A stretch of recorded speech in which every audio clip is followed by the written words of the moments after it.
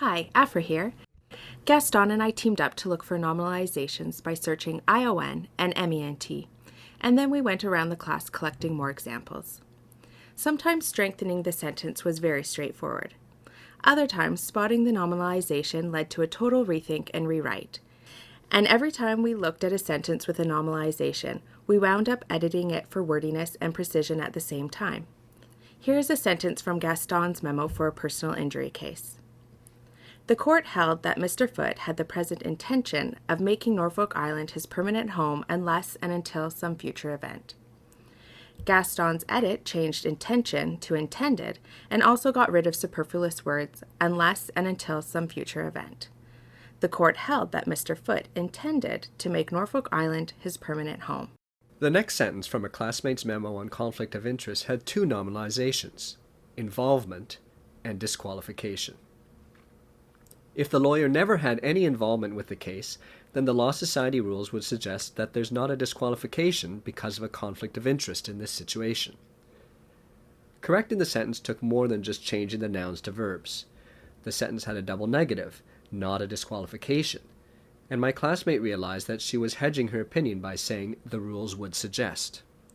So we discussed the rule in the case law, and my classmate changed the sentence to read, "The Law Society conflict of interest rules disqualify Ms. Grant from representing the defendant only if Ms. Grant previously worked on the plaintiff's case at her former law firm."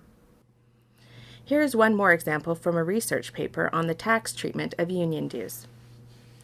The collection of dues is very important to ensure that those benefiting from collective bargaining matters, such as higher wages, increased benefits, flexible work schedules, tenure, etc., have contributed monetarily to those efforts. In our first try, we changed the nominalization collection to collecting.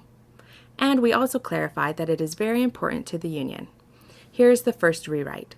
Collecting dues is very important to a union because it ensures that those benefiting from collective bargaining matters, such as higher wages, increased benefits, flexible work schedules, tenure, etc., have contributed monetarily to those efforts. Then we took another step back and asked, what is the sentence's key message? So we revised again to make the point stronger by making the union the subject of the sentence and using a more active verb.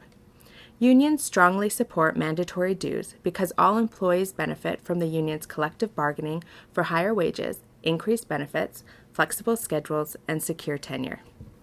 Here's one last example from a memo on the discovery principle and the Limitations Act. The original sentence used explanation twice. Further, the court may require an explanation as to why Bart required a year to obtain a second opinion from Highlight Structural Engineers if he claimed that he was not convinced by the explanation.